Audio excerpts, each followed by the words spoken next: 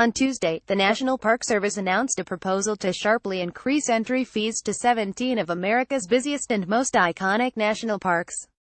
Starting next year, it would cost cars $70, instead of $25 or $30, to enter public treasures like Yellowstone, Yosemite, Shenandoah, and the Grand Canyon during peak season.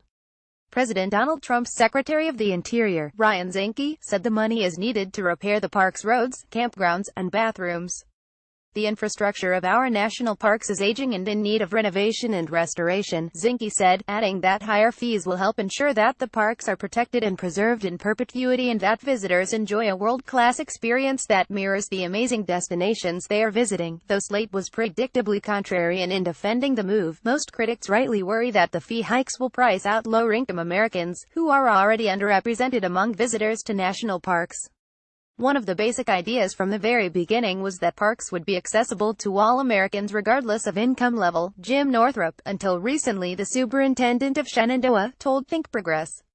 Americans already own these parks and they shouldn't have to empty their wallets to enjoy them, said Senator Jon Tester, a Democrat from Montana. Maureen Finnerty, chair of the Coalition to Protect America's National Parks, said in a statement, "The enormity of the increases exceeds any increases in the history of the National Park Service. We were shocked when we read the administration's proposal." Meanwhile, the Trump administration has proposed steep budget cuts to the National Park Service, and the House's appropriations bill cuts it slightly. The Senate has not released its specifics. But if the agency needs money so badly, why slash its budget while there's bipartisan concern on Capitol Hill about the fee hikes? The Senate may hold a hearing on it. Another proposal this week that affects national parks has gone largely unnoticed. A Department of the Interior report on Tuesday, a response to Trump's executive order in March on promoting energy independence and economic growth, outlined its plan to ease the leasing of federal lands to fossil fuel companies for mining and drilling, namely by reducing environmental oversight and limiting public input. Some of this land is directly adjacent to America's national parks.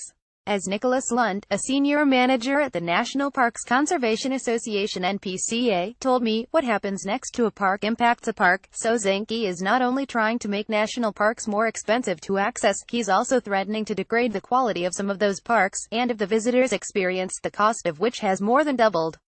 Imagine dropping $70 to enter a public land, only to reach an overlook and see a magnificent valley of rigs and pumps. You hear the cacophony of industrial equipment. You take a deep breath, a whiff of oil. Generally speaking, the federal government is not allowed to lease national park land for oil and gas development. But fossil fuel development doesn't have to happen inside a national park for the national park to be affected. In 2002, an oil well in Tennessee exploded, sending thousands of barrels of crude flowing into tributaries of the Obed Wild and Scenic River, part of the national park system. The fire from the blowout burned oil-soaked vegetation, trees and soils and caused underlying rock to fracture, according to Interior. Spilled oil continued to seep from the creek bank into Clear Creek for 5 years after the incident. Big accidents aren't the only problem. It's about the degradation of your experience in the park, Lund said, noting how things can change when a relatively untouched place becomes semi-industrialized. There are sound impacts, light impacts, it can affect wildlife movement inside and outside of the park. And with the Trump administration trying to rescind clean air regulations on oil and gas development, Lund said, air quality is certainly a problem. Of the 17 national parks slated for fee hikes, 3 are particularly vulnerable to increased oil and gas leasing on their borders: Arches, Canyonlands, and Zion.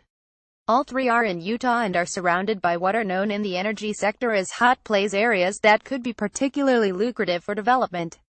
The red shows land that could be leased to oil and gas developers, now with less public input and environmental oversight, next to Canyonlands National Park in purple.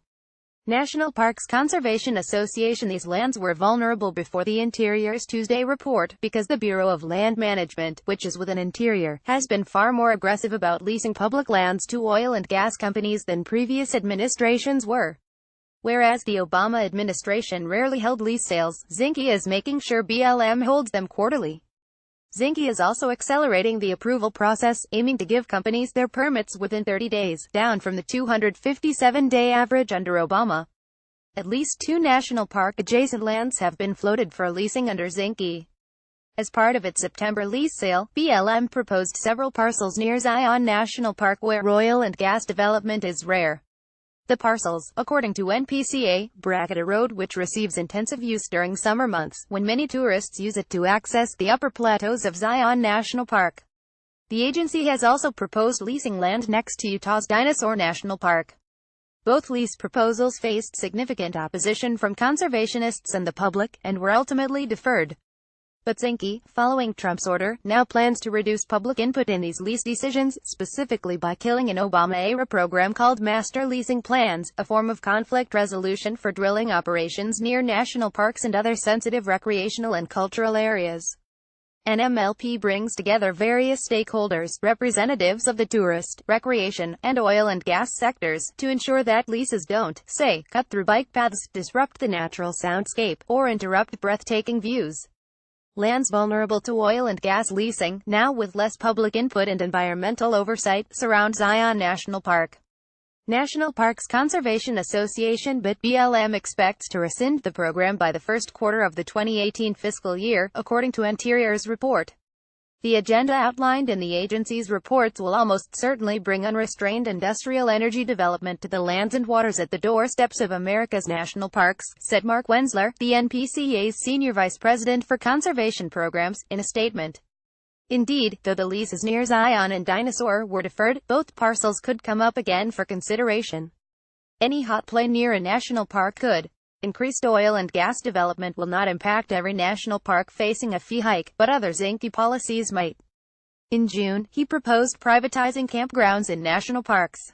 As the secretary, I don't want to be in the business of running campgrounds, he said in a speech to the recreation vehicle industry.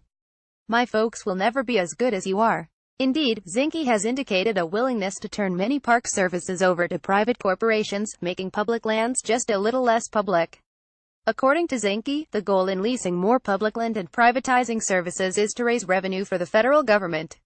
And yet, the administration claims that these money-generating measures still aren't enough, that Americans must pony up even more for parks that are becoming less public and less pretty. It's a classic Trump scam: make us pay more for something of lower quality, then tell us we're getting a great deal.